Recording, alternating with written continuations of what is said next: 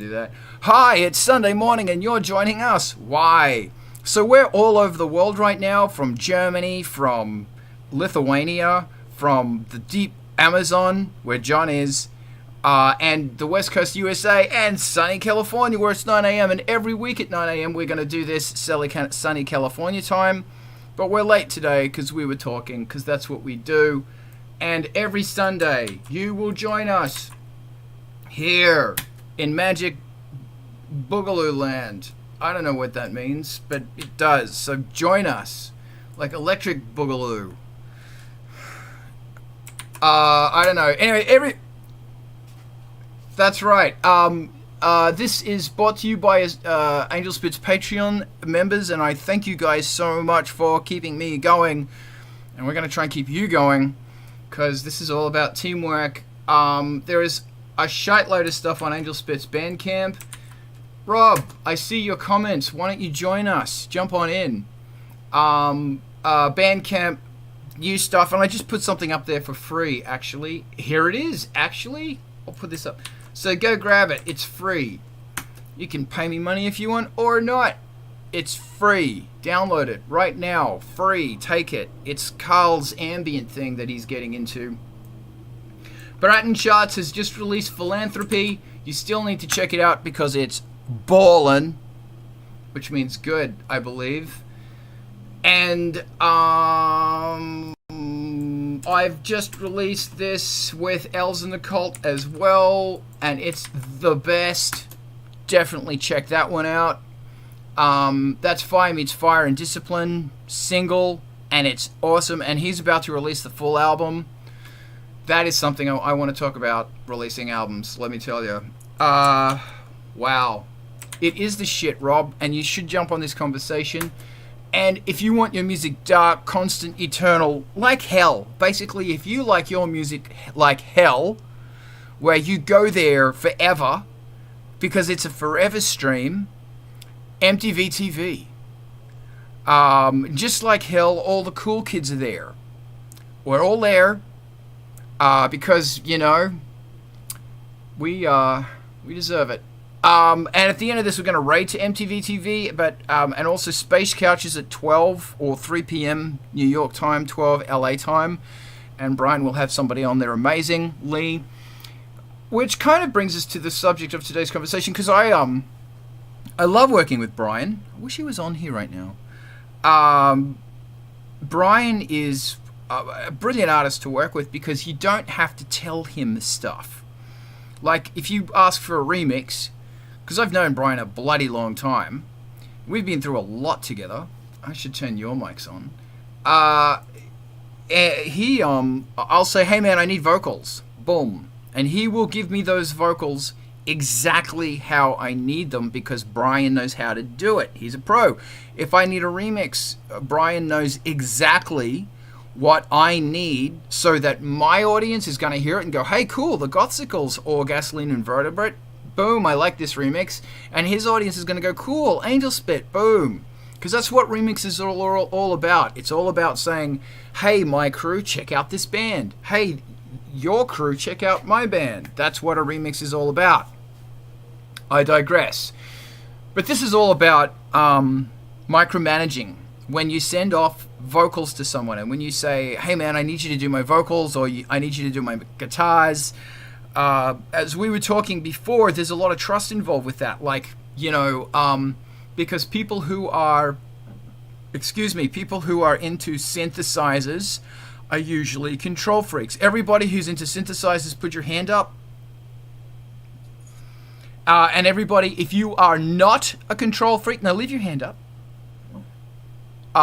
If you are not a control freak, take your hand down. So if you are a control freak and into synthesizers, leave your hand up.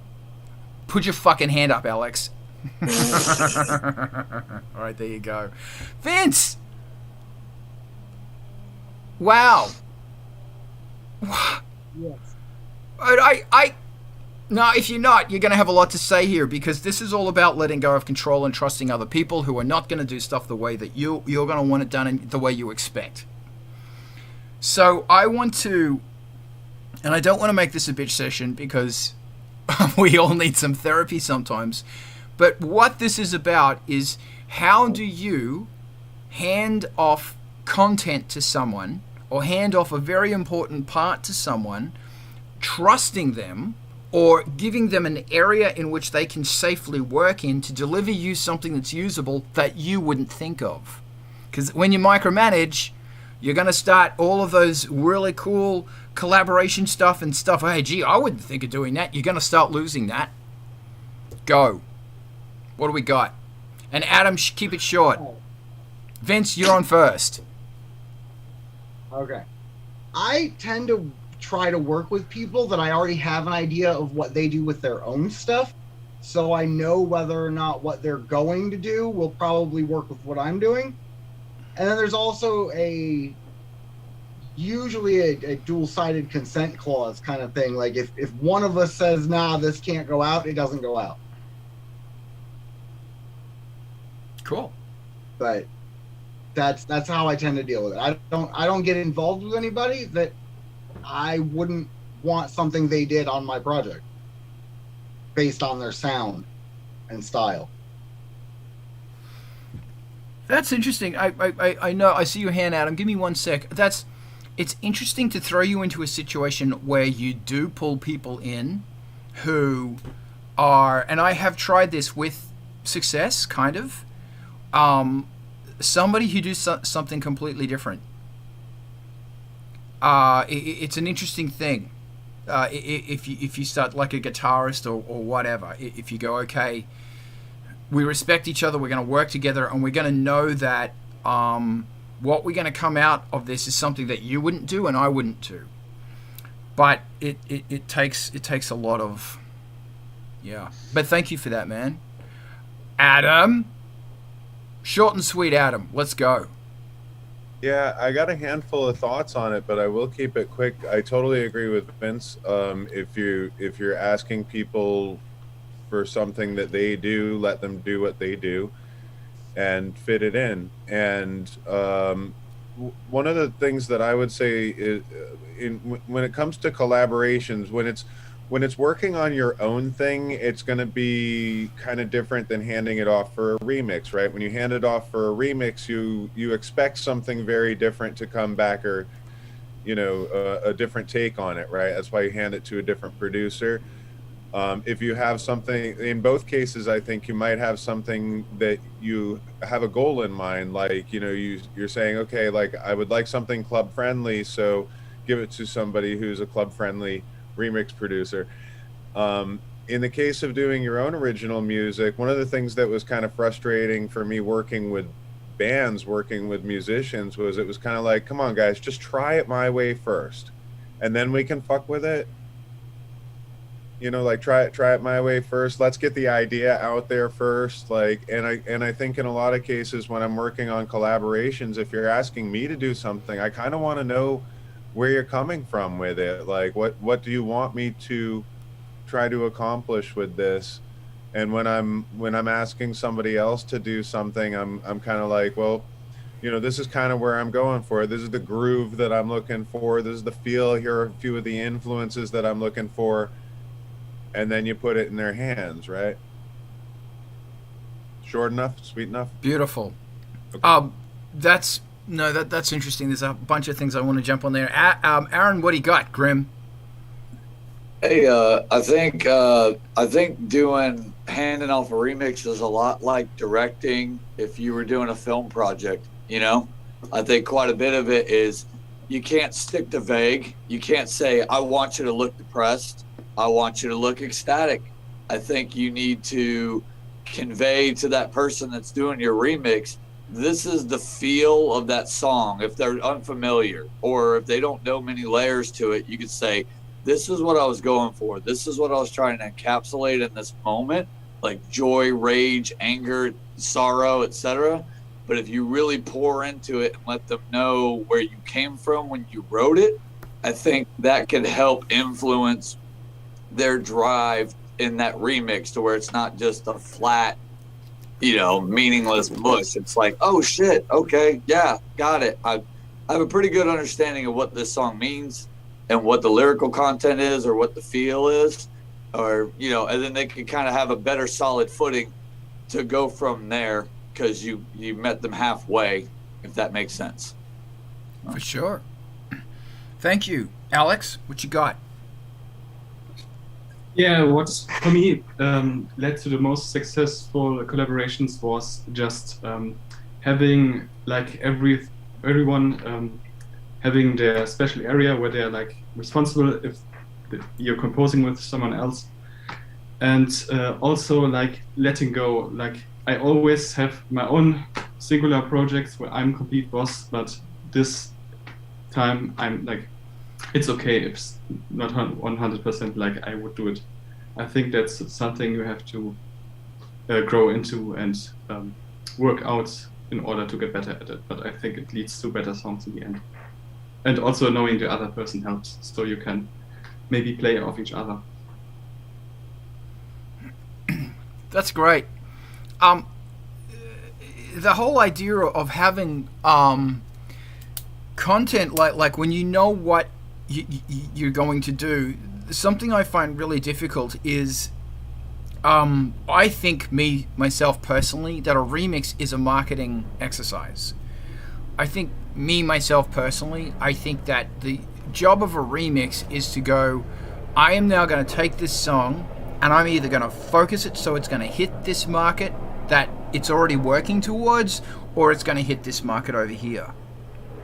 That it's specifically engineered, created, and designed to, and that's something else I want to talk about as well, to build something that this is not about art. And I do that because so many of the people I've worked with, my job is to help them, and it's not. It is to help them expand their market. And sure, to a degree, there's arty stuff, and I fucking love arty stuff. I'm all about it, but there are, there's a lot of people who don't want to hear that. And yeah, it's funny. I'll just digress really quickly. Last week I made a comment that it's important to, sometimes you have to fake it. Sometimes you have to have a backup, a strategic backup where you know what a formulaic way for you to make music is. And someone was not impressed by that, and they went, no, you have to be inspired. And being inspired is great, but you can't rely on it. Because like if our band needs a remix in a week, which I do right now, you need to know how to put something together because you have a formula. You have a toolbox that you can reach into and say, with these tools, I can put something together, and that will spark inspiration and forward movement. People think that inspiration comes and motivation comes out of nowhere. It does not. Your brain is designed so that you start on something and then it comes. These are just the tools to make you start on something so they come. I'm prattling now. We're going to go back to remixing. Alex, talk to me. Yes, I think also if you have trouble starting, it's a good idea to write down ideas so you can just backlog your inspiration from the past. Yeah. And also if you're doing like little exercises, just jams, record them and then have like your own sample library, like Splice, but of your own material, where you can just pull something and generate ideas that way. For sure. That's also a good idea. A great idea. Adam, what you got? I'll let Julius take the stage first. He hasn't had a chance to speak yet, so before I jump in, why don't you go ahead, bud?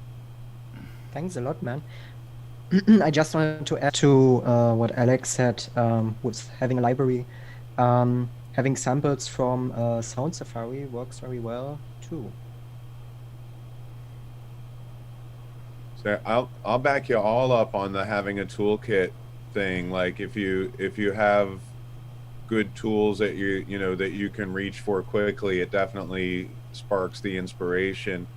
I'm gonna say, like, when it comes to remixing, like remixing from an acapella where you're completely reimagining a track,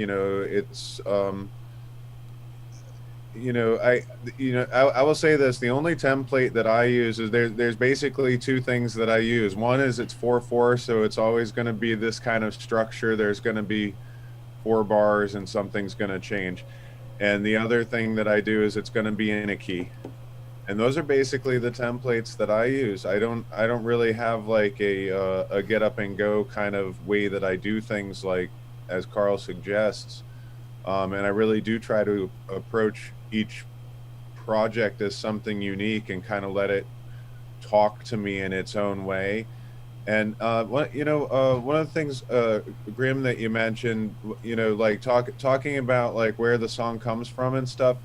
Like, I think one of the things that marks a remix is like, so you can really reimagine the groove of something in a remix. And I can throw out a real quick example. Say the one that I did for Interface. Like, I took a 4/4 song and I swung it, and I like literally got into each piece of the vocals and like stretched little pieces of the vocals so that I could turn it into a 6/8 to get the triplet feel, right?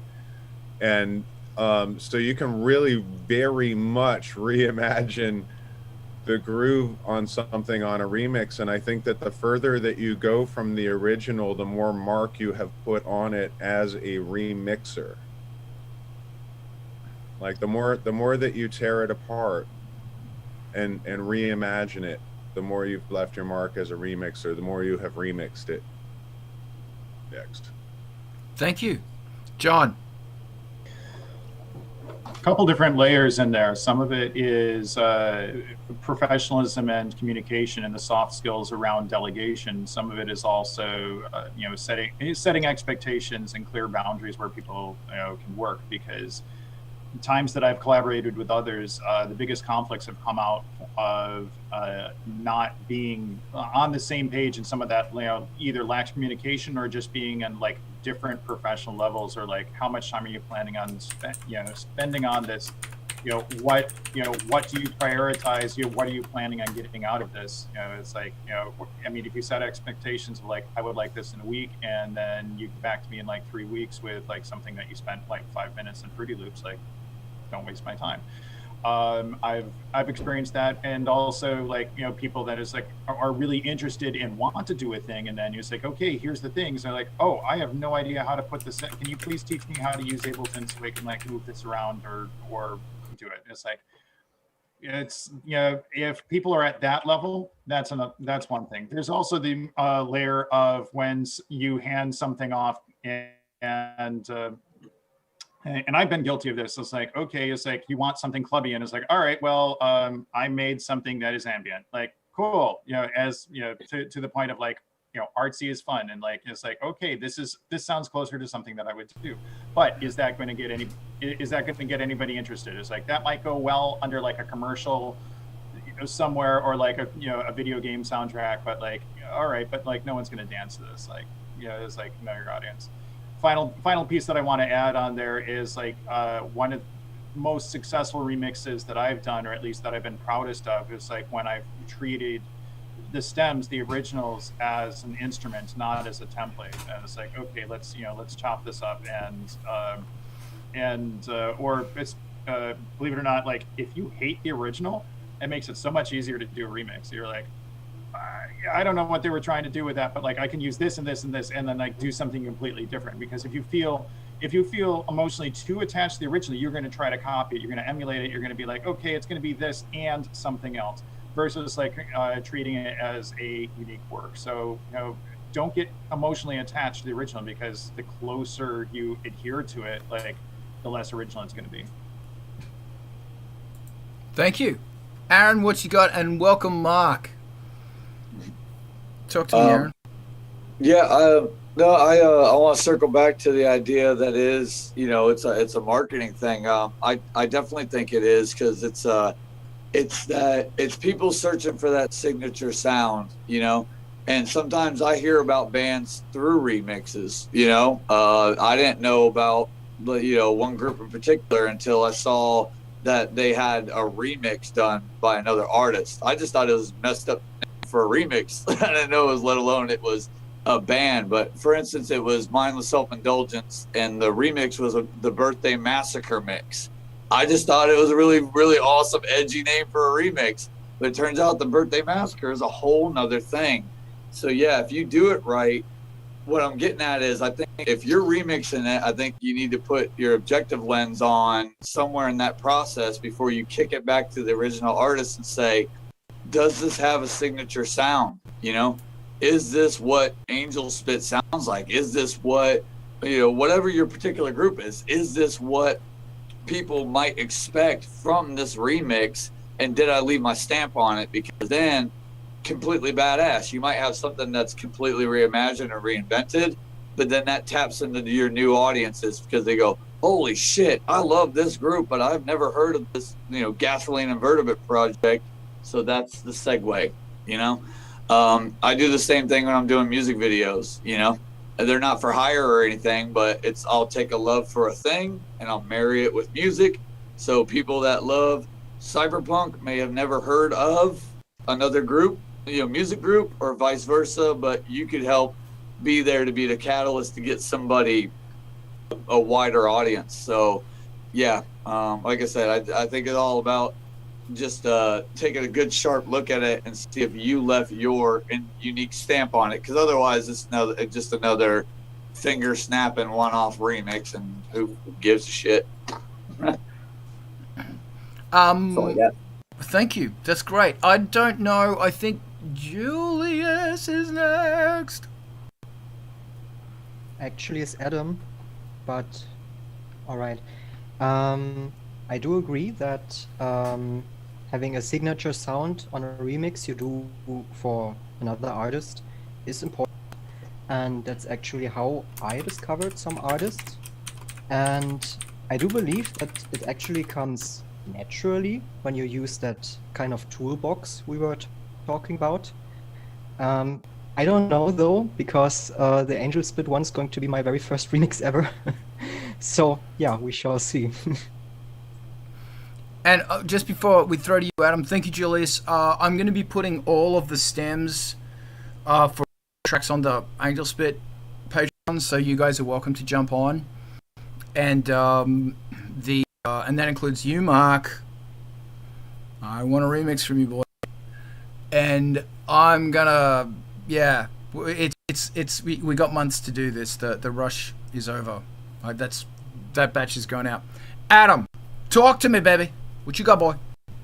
I completely agree with the last thread of commentary there. That so as a remixer, you want to connect to the audience of the musician, of the artist that you're remixing, and with anything that you're doing, you want to put the best foot forward that you possibly can. Ultimately it is a product, and ultimately it is a marketing tool. Like, the reason that we do remixes is partly for fun and partly for art and partly to get some clout, you know. Like, you know, if you get a popular remix going, like sometimes in the clubs the remix is more popular than the original, but it does both artists really well. Thank you. It's funny, I wish I could how do I say this without it seriously biting me in the ass? I really wish I could cut remixes into royalties. I'm not on DistroKid, so if you're on DistroKid, you can do that really easily.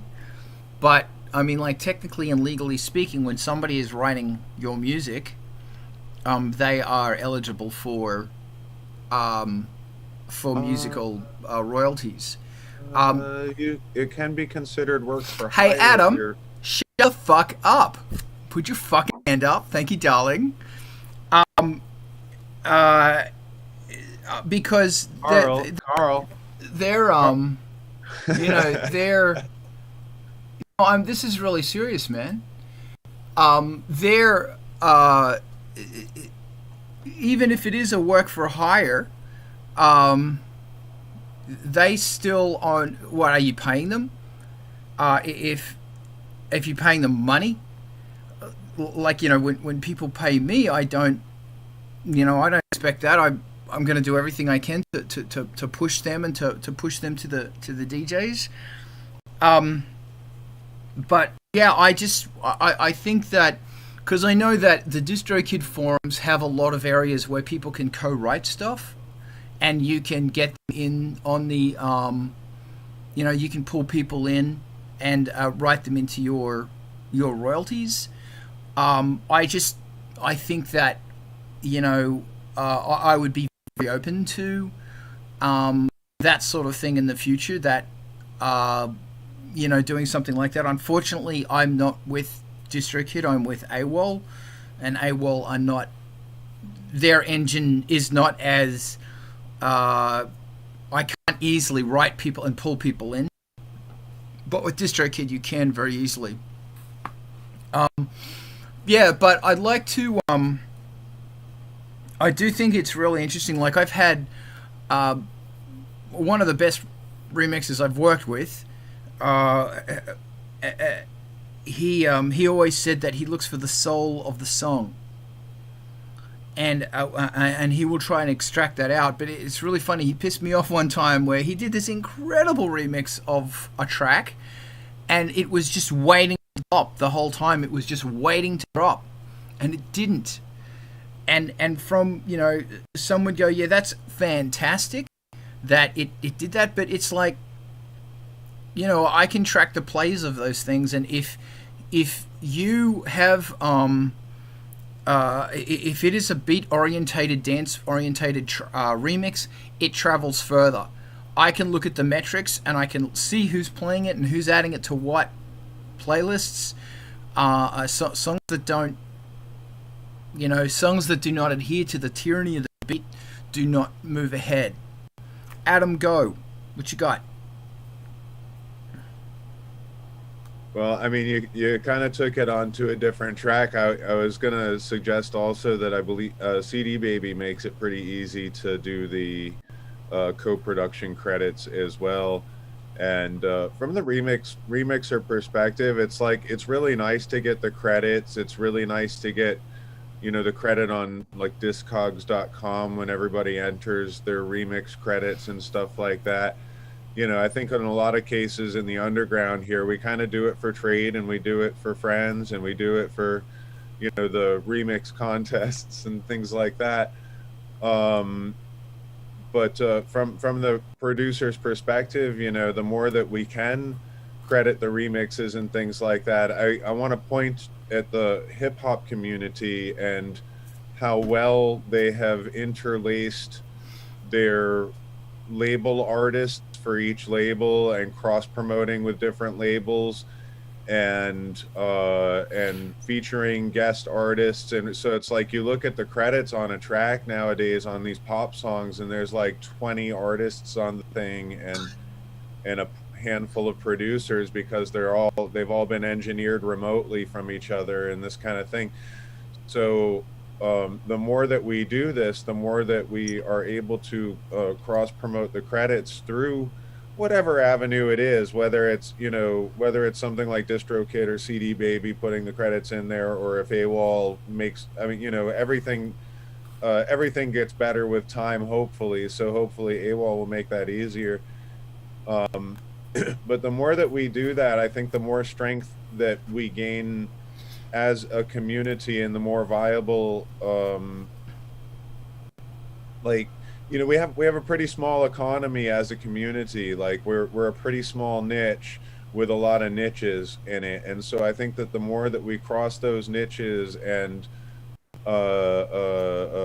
sort of the more that we open up the idea is gonna rock right into MTV TV kind of stuff, but like the whole idea of dark alternative music as a culture, and not just being like, it's goth, it's industrial. The joke is, what kind of music do y'all have here? And like, we got both kinds, goth and industrial. Right now, we want all of it because it's independent, it's dark music, and the more that we cross those threads together, you know, like I really agree with what you guys are saying a short while ago about finding, you know, like Birthday Massacre remixing MSI, and like all of a sudden, like you found this other artist that you didn't know existed.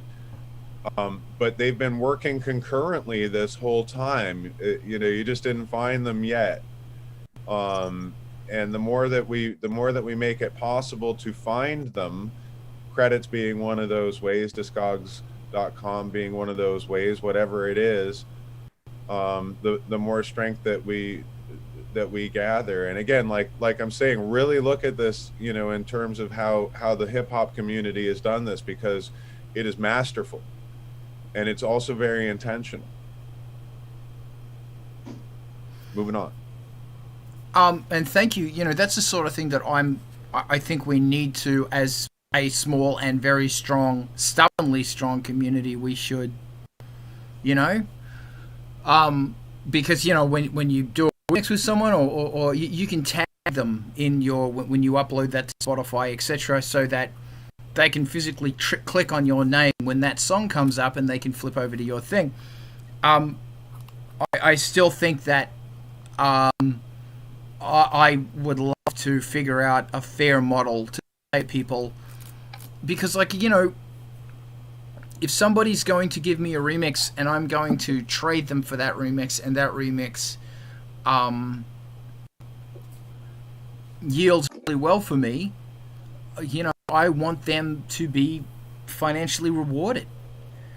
And I think that if you said, okay, we're going to try something different here, and we're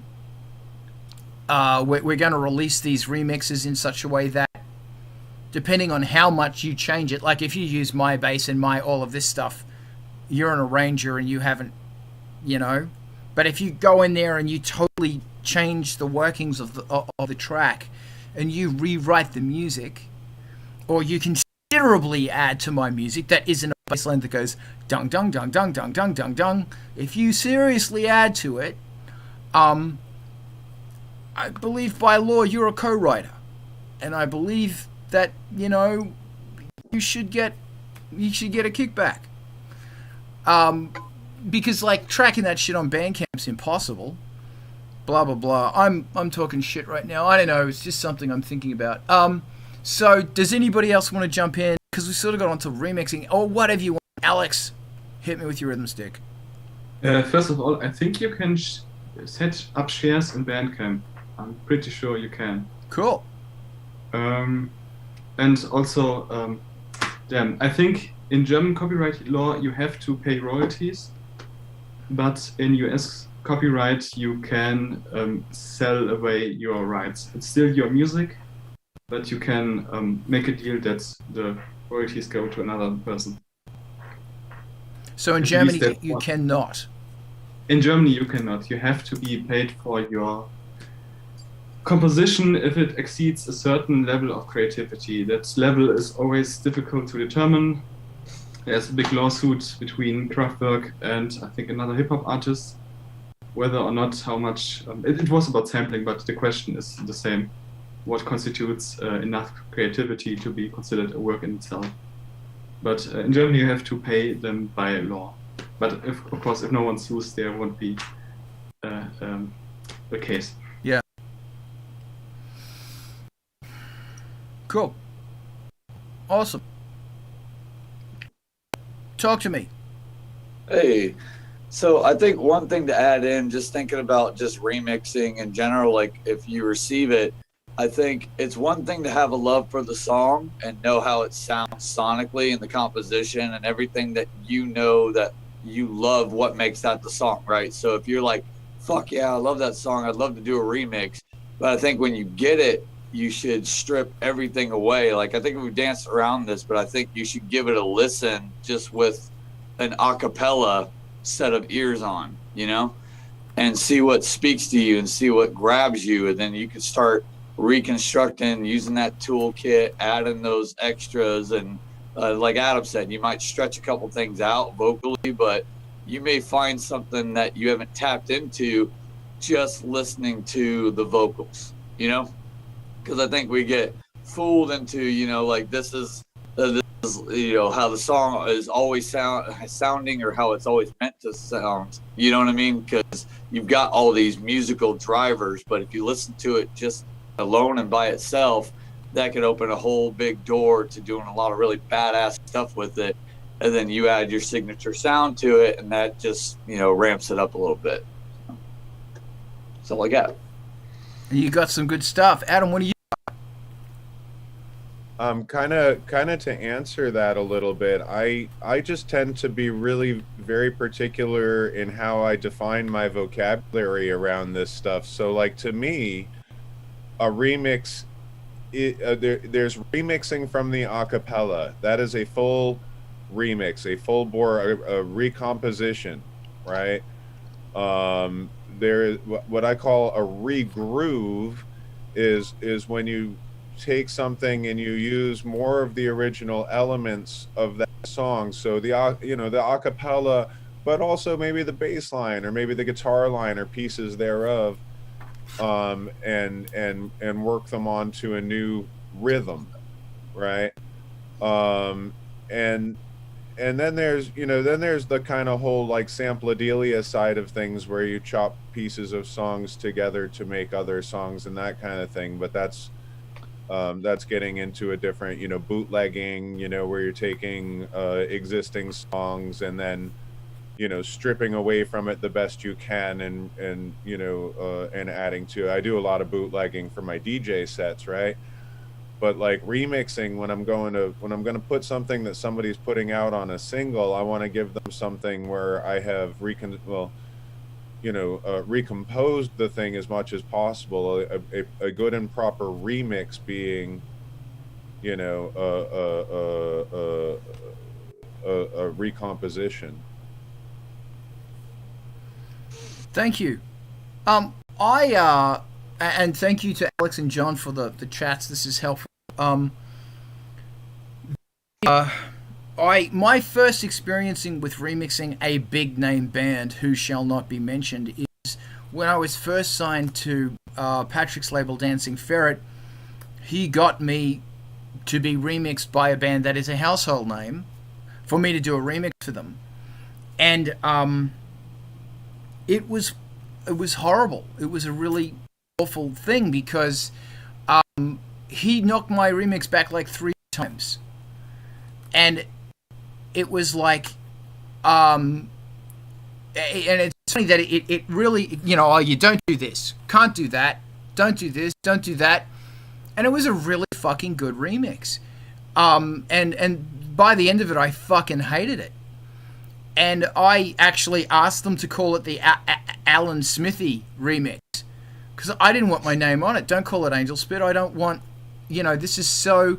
And that's become my thing now with, you know, when I send a remix to someone, it's do whatever you fucking want. Know that my end goal is to hit it on a dance floor and to help me market. But you can do whatever you want to do that. I'm really fucking precious about my lyrics, but you can cut them up. It's okay. It's your... there are no limitations. But it would be great if people could dance to it. That would mean a lot for all of us. I lost my train of thought. It's gone. It was going somewhere, and it's gone. Bam. I think you were talking about Remixing. too much feedback and too much bullshit Yeah. cluttering up your creative process. And this it's is not even your remix Yeah, anymore. It's yeah. just what the fuck ever they want. Yeah, thank you. And I try really hard not to, like if somebody gives me a remix that's like, okay, that's great. If they haven't put enough time into them, usually they're younger in their career, and I will say, you know, you need to spend more time on this because what you've got there is great, and if you polish it, it's going to be amazing. So, you know, and I had it and I lost it again. This is great. I need more coffee. Remixing. Oh, I'm so sorry. Oh, yeah. Adam, what you were saying about, like, you know, doing a cappella remixes, I totally agree, because when I do a remix, it's I don't even listen to the bass line and all of that other shit. I don't care. I will listen to the vocals. I will listen to the notes the vocals are assuming towards or singing, and I will rebuild the thing from the ground up. Very rarely do I use instruments that are not vocals. If they have real guitars, I'll use the guitars. But I've always, and you guys can help me here if you want. When I send out remix stems, it's really minimal. It will be bass, and I usually have like several basses, so there's 2 different basses in there, the main melody, and if there's like a chord pad section, because I don't want it to sound like the fucking original. But the thing about it is that not everybody has the same, that their musical strengths are different to my musical strengths. They might not have an understanding of music that, well, when he's singing this, I can do these things underneath it. They don't understand music theory, and that's cool. That's okay. So I'm always sort of wondering, you know, I've had, when I send out a remix pick now, I also talk about the key center. So if you're not too good on music, just hold that note down, you'll be okay. And that's cool. That's cool. And that's a really cool thing about this genre, is that everybody is at a different stage, at a different importance with music theory. But I guess what I'm saying is, I don't want to give drums. I don't want to do a remix stem that's got fucking drums in it. If you can't build your own drums, no. Yeah. I guess I want to know, what do you guys want to see in a remix kit? Although I see 2 hands. I never know who's first, because it's just like Adam, I think you're first.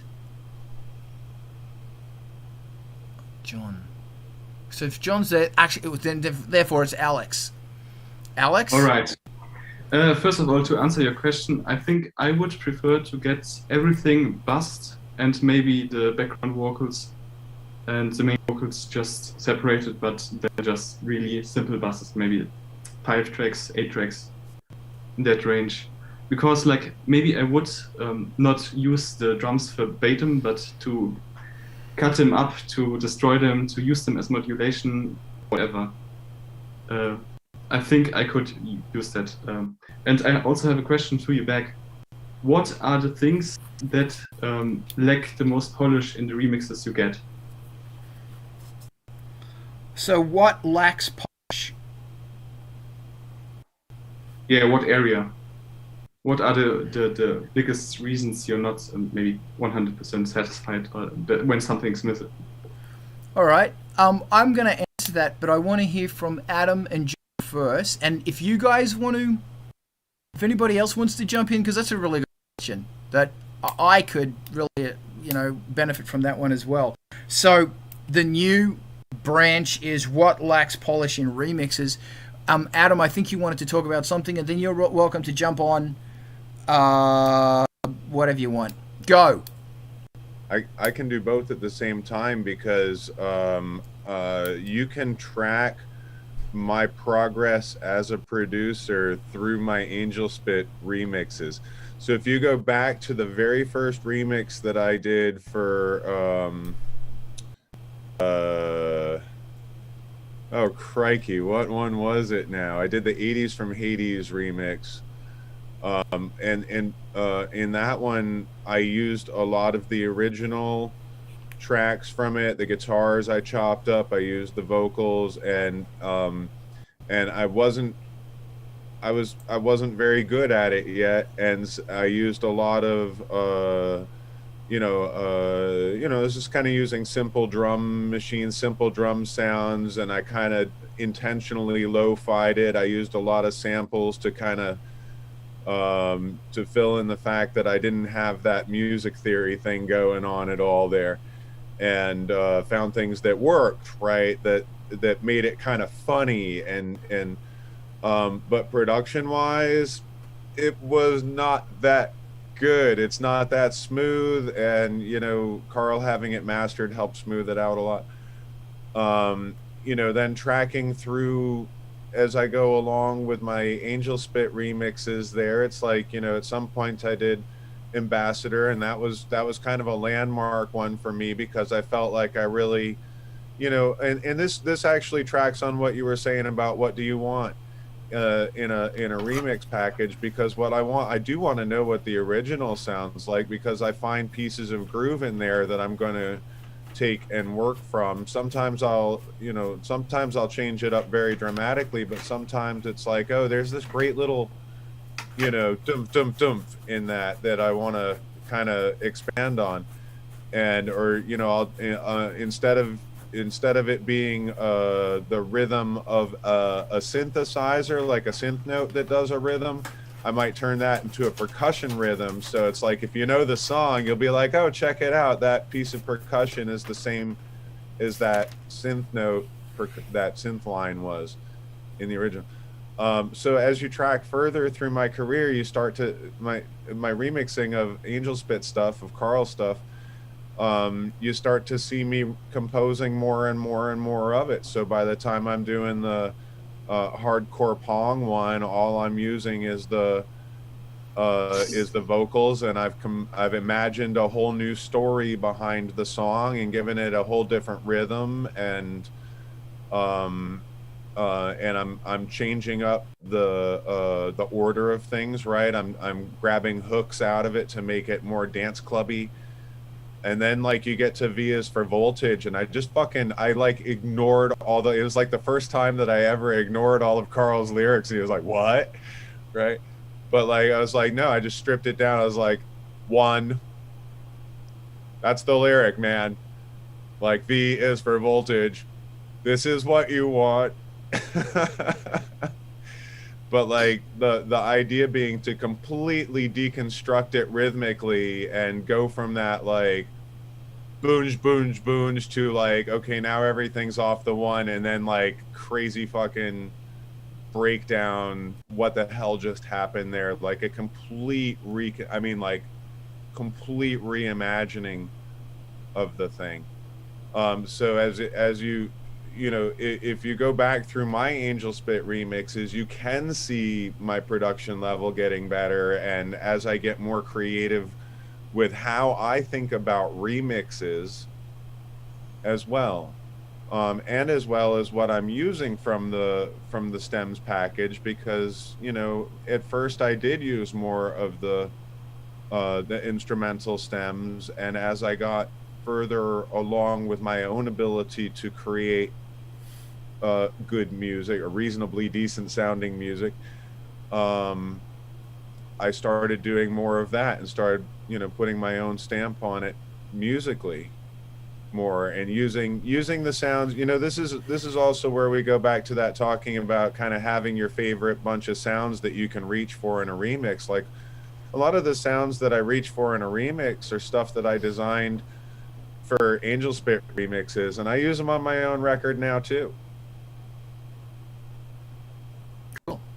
Next. Thank you, and always grateful to have you on board, because you're a fucking good remixer, Adam. John, what you got?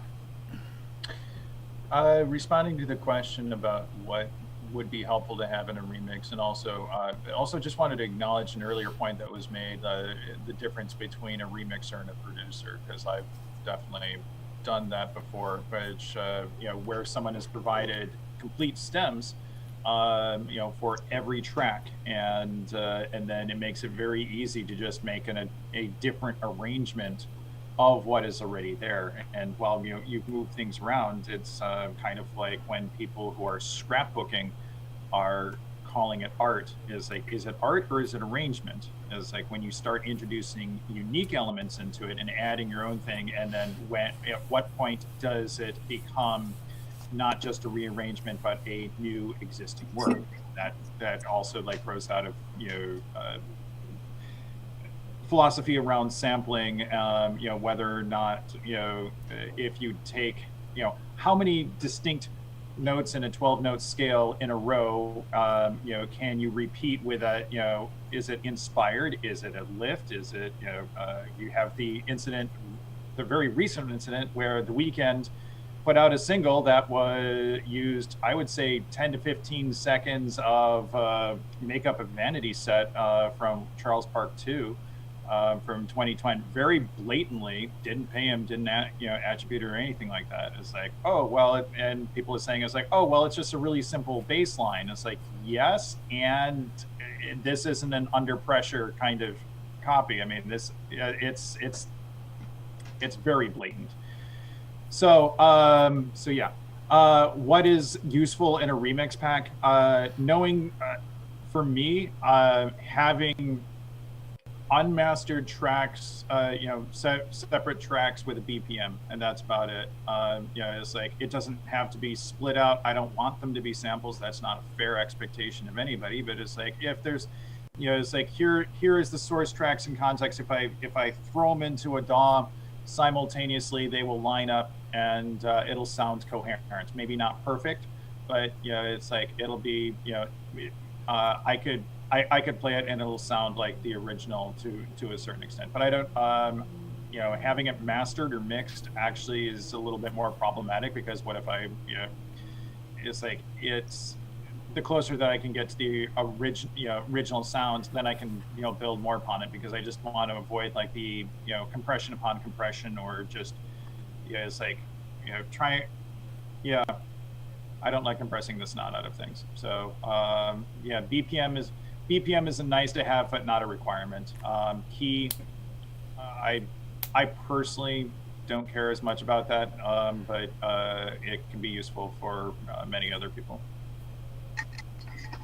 Thanks, John.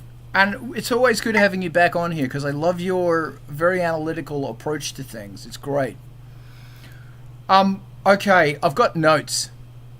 Wouldn't it be good if, instead of doing a remix album, sending, stems, if I converted all of the Emacs samples that I use, and I send you the vocals, and you use the samples in a way that you want?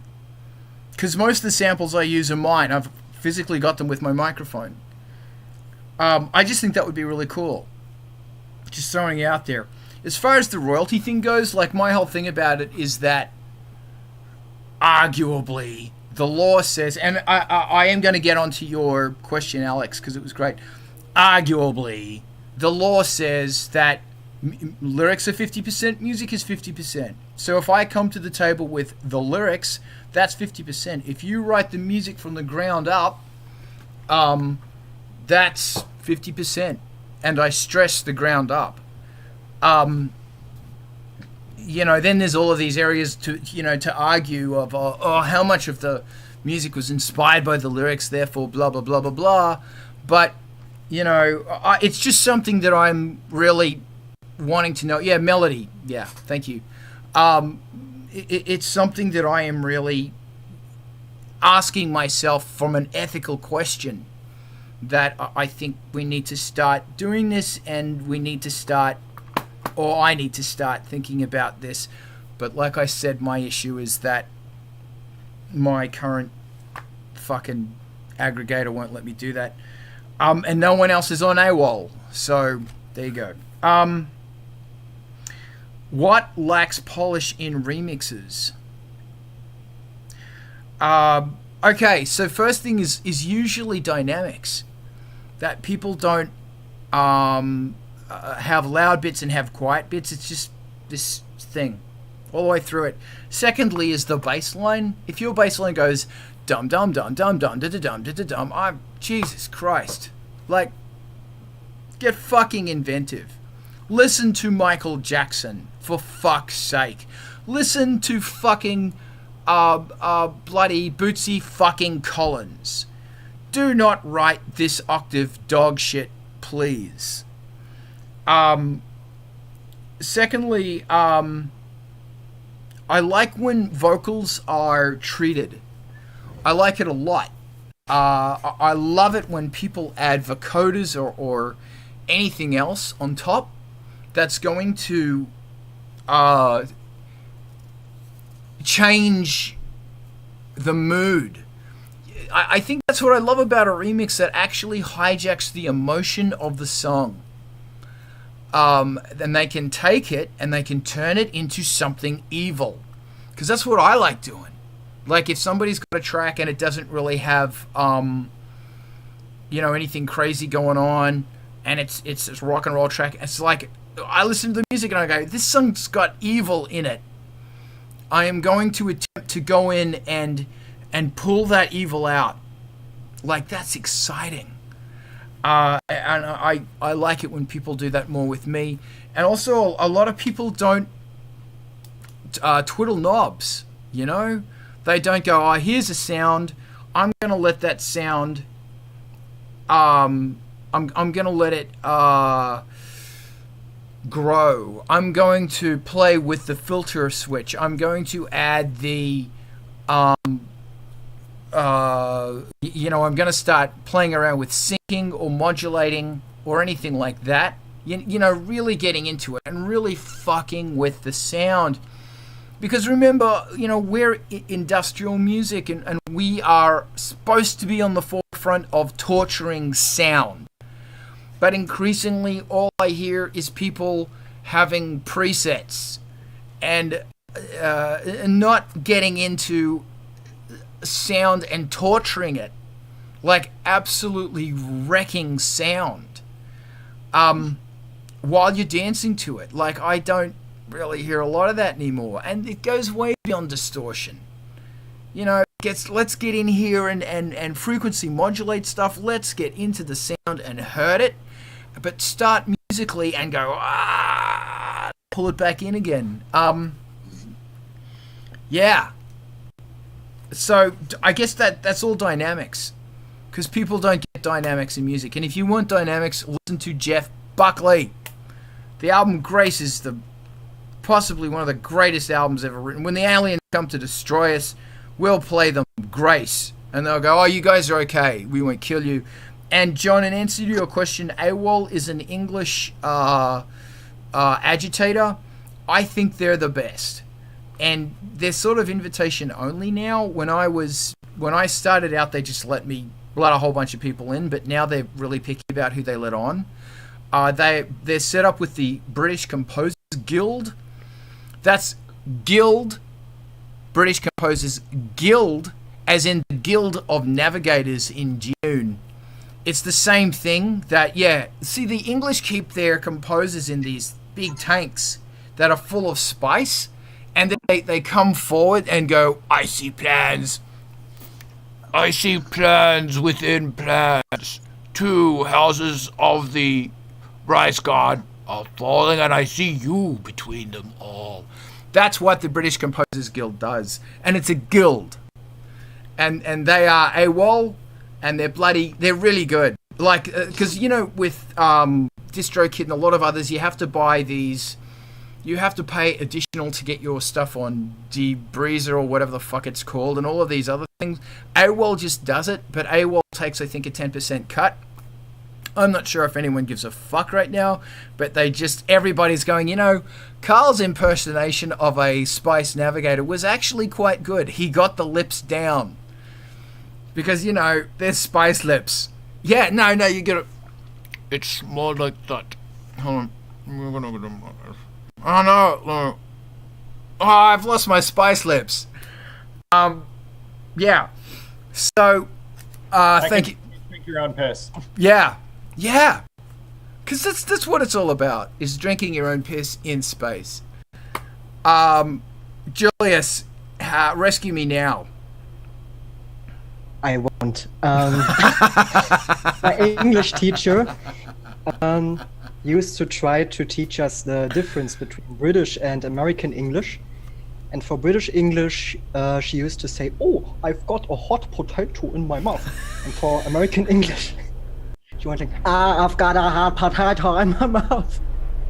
Sums it up perfectly. I know. Now I lost my train. Someone please remix that. Remix Julius saying that line. With my permission. Carl, you were talking about having presets on remixes. Yeah. A question to you and everyone else.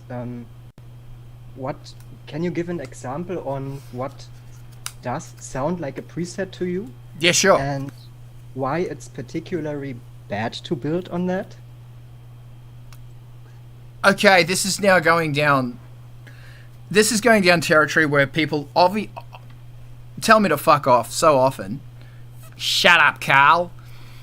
So, The most dangerous thing ever built was the DX7 because it destroyed the 80s. It did. It's a piece of poo. The other thing that is the worst synth ever built was fucking the Access virus. If you have one, burn it. M1.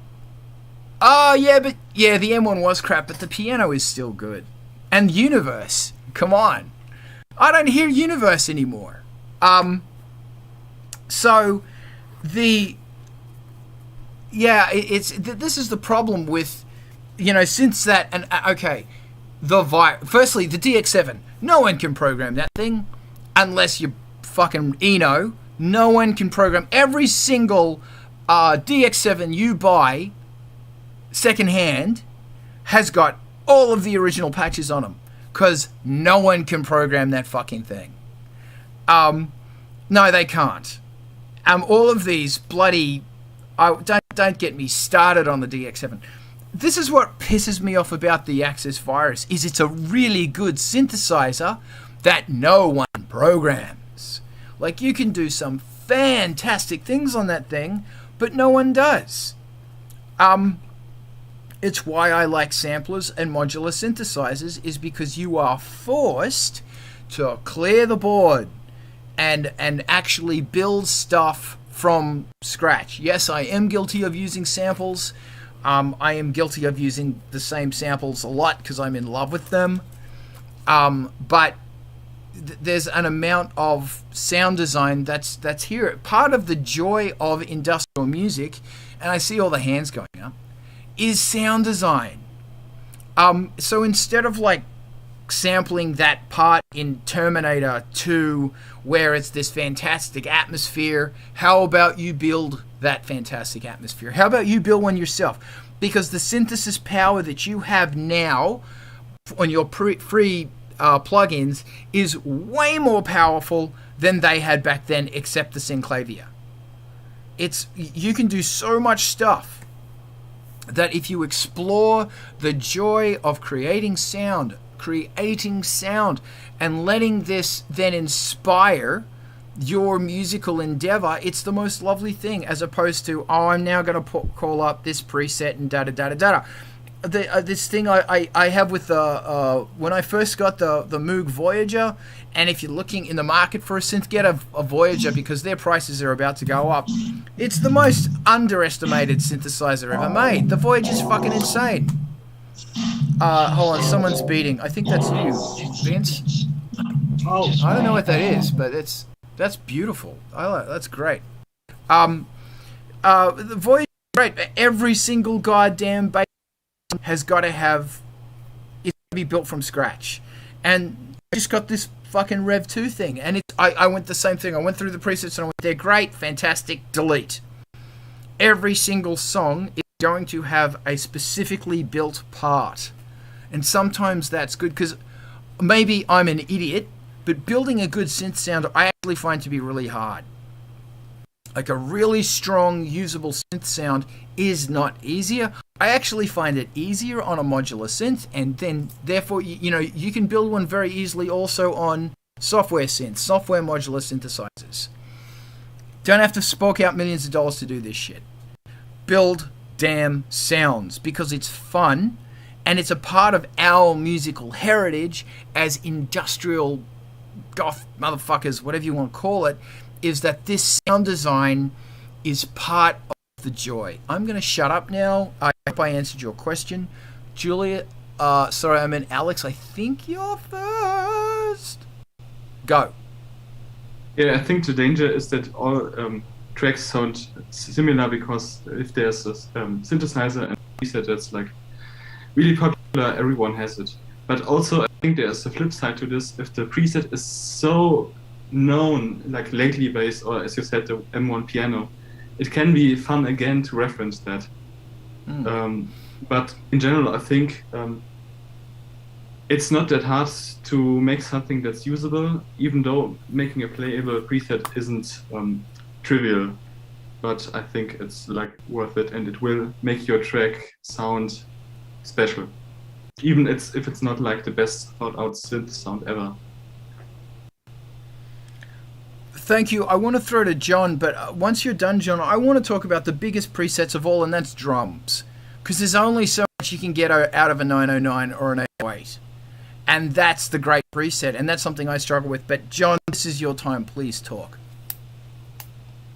Thanks. Yeah, no, this is a fascinating conversation, and I am going to, I don't want to quite say devil's advocate, but I'm going to take a slightly different perspective. It's like, I feel that presets can be used judiciously as kind of like a spice or as an enablement to creativity. And hear me out instead of hissing and drawing away.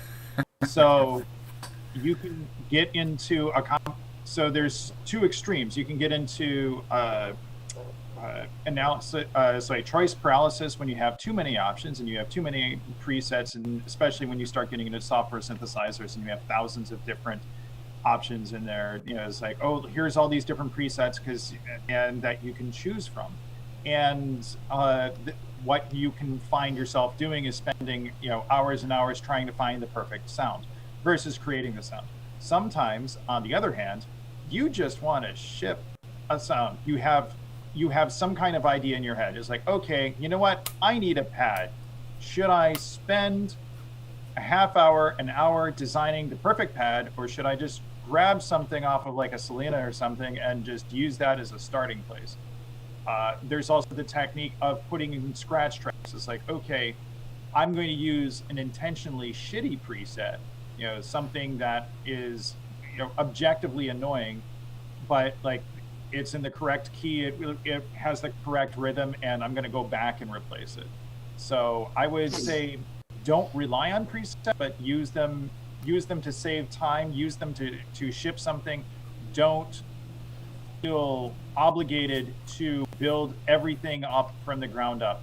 It's like, it is a useful technique, and I think that people should spend time with modular synthesizers. I think that they should, pick up a piece of software like VCP Rack or Cherry Audio's Voltage, or there's a few competitors to in that space. VCP Rack is open source with some paid components in there,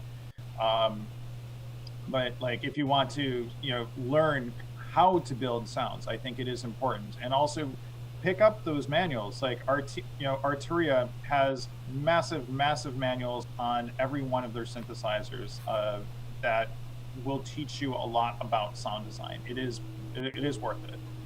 But with that said, sometimes you just want to make a sound. Sometimes you want to get something out of your head and record it and move on. There is something to be said about being able to ship it. Also, there is a 32,000 Moog Mini Moog Voyager 10th anniversary limited edition in 24 karat gold. I've seen it. That is, I've found that is a necessary requirement for making good music, is the solid gold, because otherwise it's just going to sound like plastic. Totally agree. Thank you, John. Excellent advice as always. I'm just gonna you guys talk. Adam, I think you're next, then Grim, and then I'm gonna jump in. I want to talk about preset drums. Yeah, I totally cool. agree with you. But go on, Adam. I'm looking forward to talking about presets on drums too, and I can kind of kick into that. But I'm gonna back what John was saying about presets up.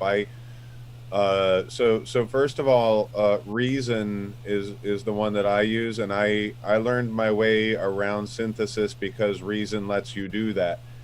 And so my way of using presets is I find something that has the kind of something close to, it's like if it's got the right kind of dunk dunk dunk to it, then that's great. And then I'll start messing with it and try to keep the part that I like about it and screw up all the rest of it until I get it to be something that I like better. Layering, man, like, so, and I want to also acknowledge, oh shit, was it Alex that said a few minutes ago about it's fun sometimes to use a classic preset? Yeah, right. Using a classic preset to like hone in on a particular sound is a really effective tool. Like if you are really trying it, like if you want to get a sense of the right kind of nostalgia in a track, use the kind of sounds that were used in the tracks that you're trying to reference for that nostalgia. When it comes to drums, man, like, you know, the great thing about 808s is that they had a really unique sound, but it's a very ubiquitous sample now. You know, your 808s, your 909s, any of your classic drum machines, you know, like Peter Gabriel was really known for using stock sounds right off the Lin, you know, and that kind of stuff. So using the stock sounds is not necessarily problematic. Being the first one to use the stock sound is maybe better, because it becomes iconic in your music that way. But I do think that you want to consider your drums in the same way that you consider every other part of your music. Like, you want the drums to fit what you're doing in their tonality and their attack and their release and all of the same things that you consider in the envelopes for your synths and all of that. Like each drum wants to feel that. And what Carl was saying before about, you know, like tweaking the knobs a bit, letting it modulate a bit, playing with the filters a bit to give it some swish, you know, liven up the drums a little bit, give them a little bit of swing, add some flams in there every once in a while, like give it some subtle variations. You know, actually, this is one of those times where referencing Superstition by Stevie Wonder, listen to the drum line, listen to what he plays in that, man. Like, it gives you an overarching sense of what the groove is for the whole song, but he plays it a little bit differently every few bars. He throws in little variations constantly throughout the song so that the drum line is not actually the same for the same parts over again, if that makes sense. And so giving it lots of little variations. And when it comes to the samples themselves, we were talking about this last week, layers, man. Layer. If you want the punch of an 808 kick, layer that in with the punch, but then layer in the distortion on another kick, or do the New York compression trick to fatten the thing up. Layer it. Same thing with your snares, man. Like, snares always sound like shit until you layer them. Thank you, Adam. Grim, I think you're next, or is John next, or I just don't know. I have to take my hand down, sorry. Grim, you're next. All right. Then I'm off. All right. Yeah, I don't want to put you on, but I'm just thinking of remixes in general. Well, because the tonality of like Angelspit can be a lot of like clanging, banging rock guitars and tearing shit up. And then there's also like Promise of Gold, which is, you know, it's got a wide range and it sounds kind of warped and it's got a lot of different tonality. But more specifically, I was going to ask, when you were doing the remix for Twisted, when you did Down With Us, that's very much a hip hop, like, you know, group. It's an underground hip hop group. But I was wondering what your approach was on that, or what, if you could still think about what mindset you were in to attack that one. Because that one is very fast paced, but it's very eclectic with the way you break up all the sub rhythms and the drums, etc. Thank you. Okay, so Twisted was I think the original tempo was like it was 80 BPM. I just took it up to 160. Yeah. And those guys were some of the most awesome human beings I've ever worked with. So fucking, I will work with a Gigolo band any day. Gigolo? Juggalo. Thank you, Juggalo band any day. Just because they're fucking awesome. I bloody love Juggalos. Just as such I think our genre needs to learn from Juggalo culture as far as inclusivity, as far as sticking up for each other, as far as looking out for each other, and as far as bands looking after their fans. Anyway, I digress. Yeah, I wanted to do something that was very, very Angelspit, so I went back to, like, that the Angelspit kick is something I use too often. But as soon as I put that in something, I have to thank you guys. Can you remind me? Thank you.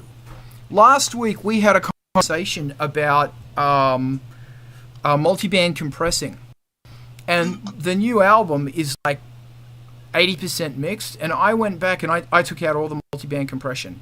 So it's back to 20% mix now. It's going to take me a month to get back to where I was. It sounds so much better. And I just took it all out. I took out most of the compression on everything. And it sounds great. A lot of work to do. It's funny, the multiband compressed stuff, it takes care of a lot of the mixing for you. And it's funny how the amount of emotion that has come back into the song is really amazing. You know, thank you everybody who you don't have to send me a poo in the mail now. It's very interesting. But so in answer to your question, I went back to a lot of the Angelspit stuff, including the samples I took at a place I used to live at called the Rock House, which are the Rock House drums that are on the KG1000 that I've always wanted to bloody put on the Patreon, but I never have because I keep forgetting. They're all over like 3 of the early albums. They're all basically on everything. If I want something to sound bloody good, excuse me, I will use this kit because I recorded the gate.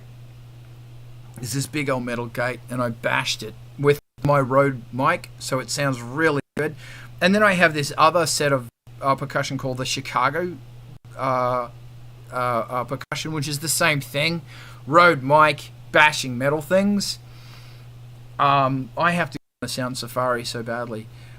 It's always, and then you really compress the shit out of that, because if you don't, the spikes in that stuff's crazy and it's difficult to use.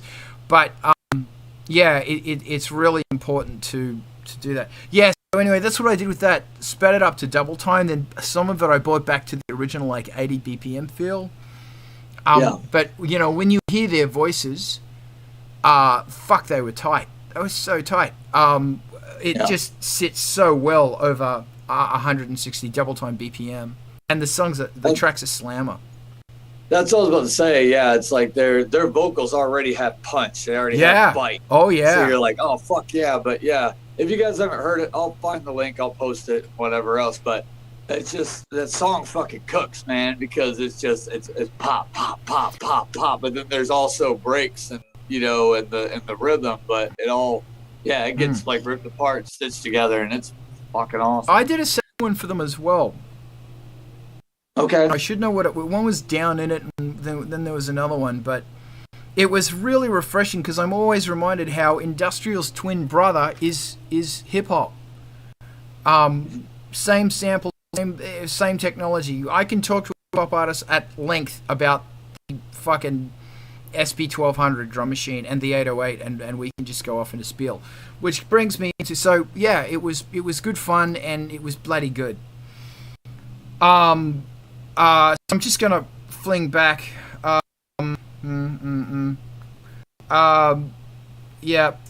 Okay, so drum machines and using presets as drum machines. It's very interesting how you can. It's a really nice challenge to affect drums a lot. That's doing things like flange, not just distortion, but also flanging them, and also how you could push those sounds. I remember in the 90s when it was all about the 909. The first wave of 909 rave was, here's a 909 and it's not very much compressed. And then the next, or 808, but mostly 909. Then the next wave was, okay, well, we just sampled all of their stuff on our Ackeyes, and then we compressed it and we did da-da-da-da. So the next wave of music that came out was this really heavily, compressed. Then that got sampled, and then that came out, and then that got sampled, and it became this thing where this band created the best 909 punchiest snare drum sound you've ever heard, which doesn't sound like a 909 anymore. It just sounds like this amazing thing. And it was this really interesting moment in music. But, I just think it's really important to fuck with, drums. One of my favorite drums ever is the Linn drum. because it does the job. It does the damn job, and it's such a good bunch of samples. Same with, you know, the SP12. I think I'm really drawn to the old 8-bit drum machines more than analog drum machines because there's so much you can do with it. But really process them and you know, like Adam was saying, you know, try them in different areas where you might just use this frequency band of that sound to layer it in on something else. And I absolutely love going on a sound safari and sampling sounds that are going to become drums. And as I've mentioned in the past, I have been in so many, you know, when driving around the US, there's a truck stop. And you go in the truck stop with your microphone and you drop the toilet seat. And I've got recordings of so many toilet seats being dropped in truck stops because it is the best snare you'll hear. It's a loud bang in a short reverb. And I need to compile my truck stop snares because they're great. They're really, really, really good. And I've got my I have actually 3 devices, 2x hex inverter, the kick drum. It's a modular version of a 909 kick drum, but it's been taken to an extreme. And I've also got the clap, and I'm on antibiotics for that. But I also have their, no one got that. Thank you, Vince. I've got their collapse module, and it's bloody great. And you know, they're not cheap, not expensive, but you can do so much. You can recreate sound. You can redefine a kick drum or a clap on those devices. It's not. And another one I've got from a Californian company called Noise Engineering. I won't try and. It's called the BIA, Bassimus Iterus. I don't fucking care. But it's this great percussion module, and it's a lot of fun. And a lot of this stuff you can do with software synths, and I encourage you to get into a software synth and build drum sounds. And they're not easy building drum sounds. Like, to get a sound that is a cranking drum, it's hard. So you have to spend time, and same with your samples. Like, you might have to bash something like 50 times. Wear earplugs. Always wear earplugs when you're sampling because it's loud. You know, you might have to do a lot of work to get it to sound like a usable thing, but it's part of the fun. And hold on, I see your hand. Headhunter bassline is actually a DX7 preset called Livewire. I think it's called Livewire. It's right on the end. Stevie Wonder played drums on Superstitious, as Adam was saying. People forget what an amazing drummer Stevie Wonder is. Like, he's got such a groove. Yes, John, absolutely, mine's buried in here somewhere. Get a Zoom. Those Zooms or those whatever brands they are, they're bloody great.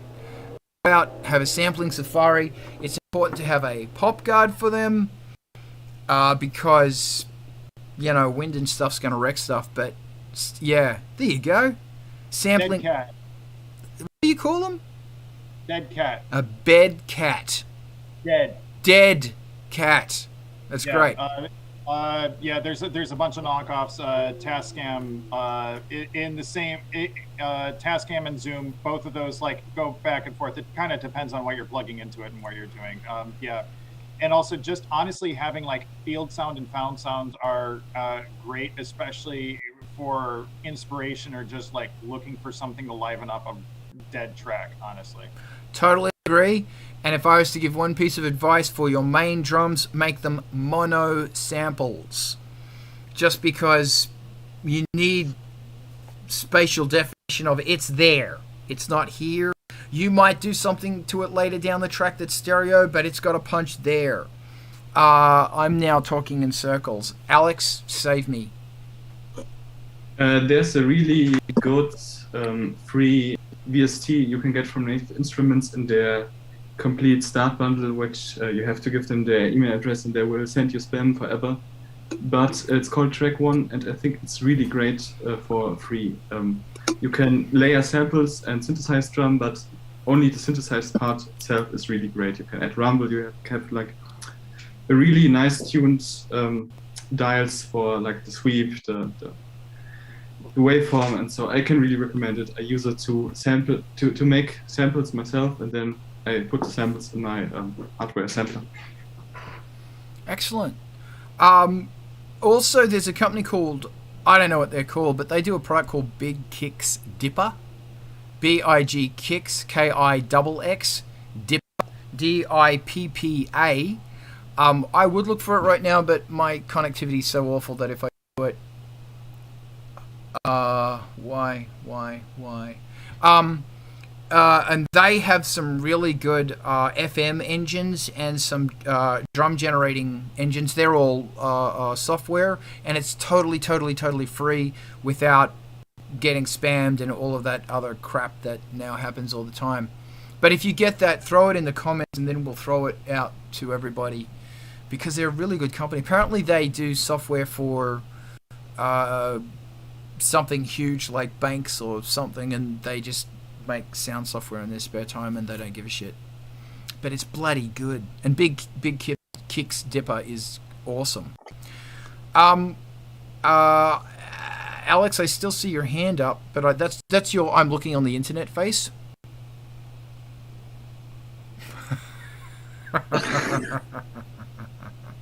It's alright, we all have that face. But not all of us have Guild Navigator face. That you got to work on that one.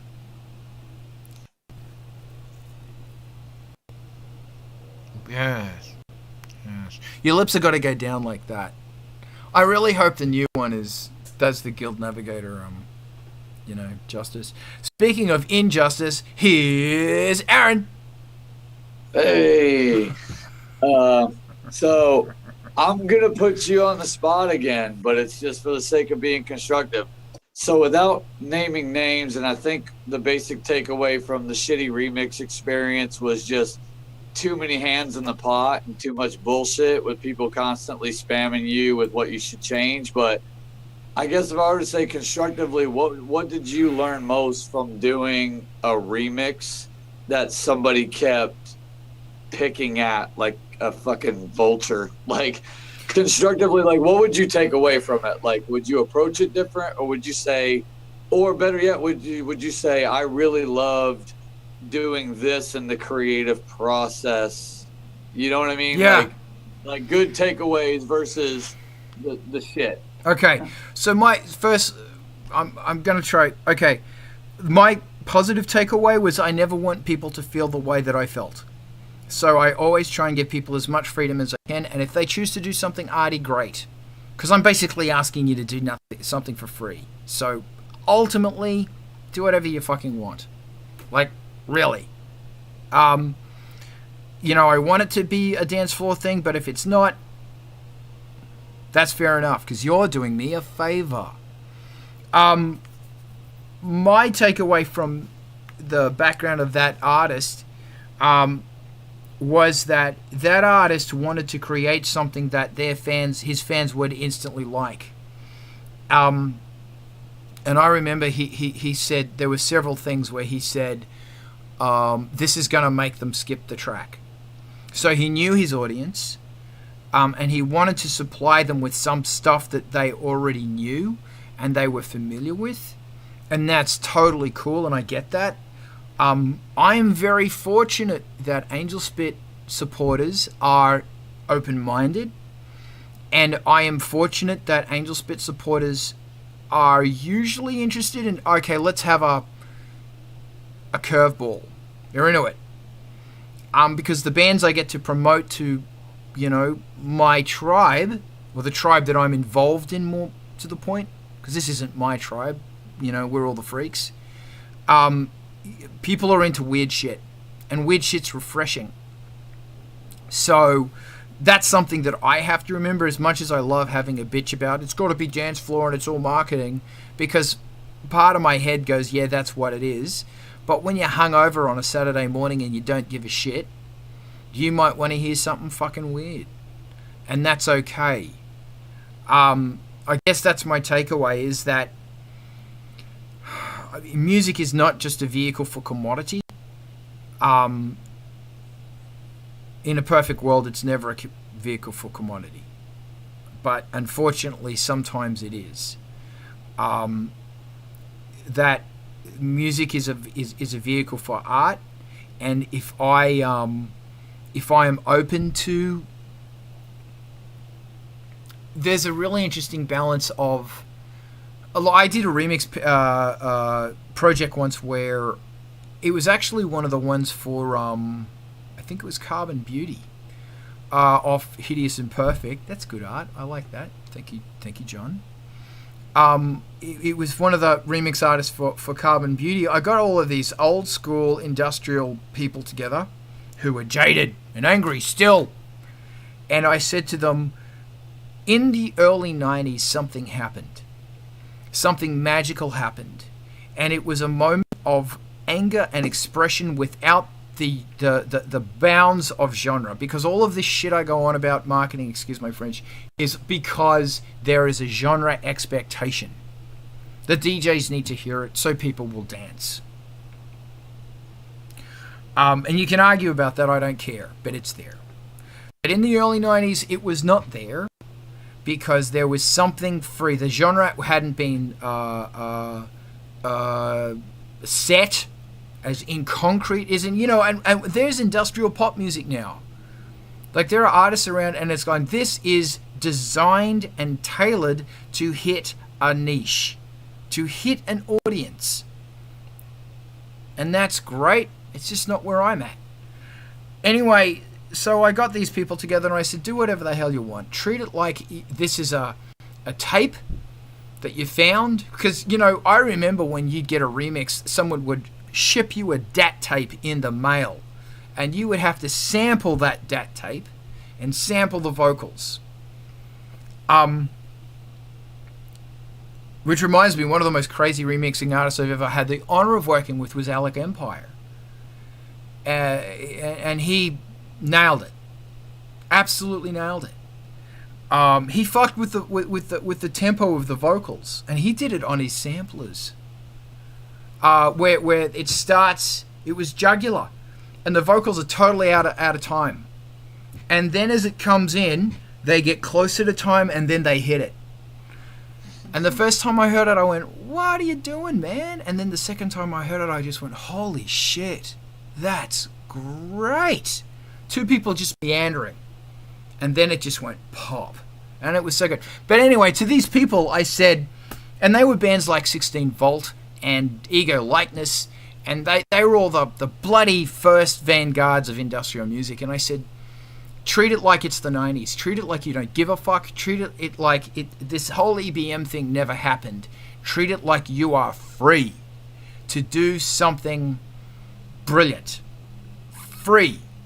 I want you to get your sampler, and I want you to use your... And half of them did. Half of them went and got their old EPS 16 Plus and used it on the track. And I want to create more things like that. And I'm really like... Carbon Beauty was bloody awesome because it was a whole bunch of people not giving a fuck. Hardly anything on that album got played on dance floors, but people still look back on that and go, it was a fucking good remix album. And it's really interesting. And hold on, Adam, I see your hand. I'm sorry I'm ranting now, but I see that I want to encourage people to throw themselves into the history of industrial music and say, well, you know what? DX7s do suck, but if I use that preset, I can pull something off similar to the bass line that was used in Headhunter. Or I can, I can experiment in a place where my mind is free. And I can let beats happen that aren't boom, boom, boom, fall on the floor. They're like, when you listen to the early kick drums in Ministry and Skinny Puppy and Frontliner 70, they're rock and roll. It's dung, dung, dung, dung. That's a Manchester beat. It's yeah. So I don't even know why I was spilling just then. you know, I think I should fucking email some of these remixes and say, be free. Because, you know, fuck it. Okay, Adam, save me. Stop my ranting. Well, I'm gonna go right along with what you're saying once again, because my feeling on that, like from the DJ perspective and the remixer perspective and the artist perspective, all in sort of a triangle. As a DJ, sure, I want versions that I can play to a dance floor, you know, like if it, you know, I know a club hit when I hear it. But I'm not looking for something that sounds like the last thing, because we already did that, right? Like we already did that. If it sounds exactly like the last thing, it's got a shorter lifespan than the first one did. You know what I'm saying? It's like, oh, nice follow-up, but gotta go. You know what I mean? Like, got a motor if I'm going to catch that funeral, right? The thing that as a remixer, right, I feel like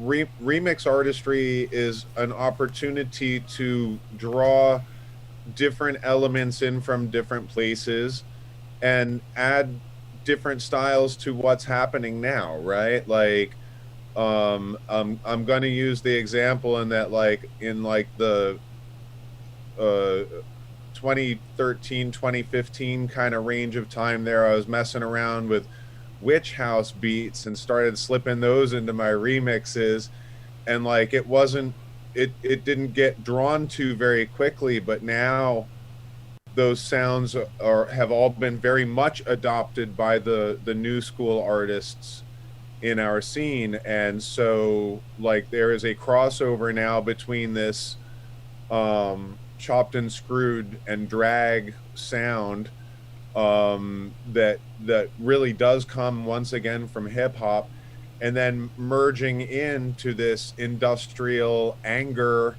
or gothic broodiness in the same respect. Like, you know, so you have the techniques coming out of hip hop and in the chop and screw that have been adopted by both angry industrial artists screaming over it and swirly girls in lace singing opera over it. But the thing is the beat structure is entirely different, and it's like, it's kind of like when trip hop first came around. It's like we started playing some trip hop in the goth clubs, and it's like Massive Attack kind of blew up, right? And this is long before they used it as the theme song for house. You know what I mean? And it was like, it became an indelible, at least in Boston, it became an indelible track in the goth scene. And it's not goth music at all. It's fucking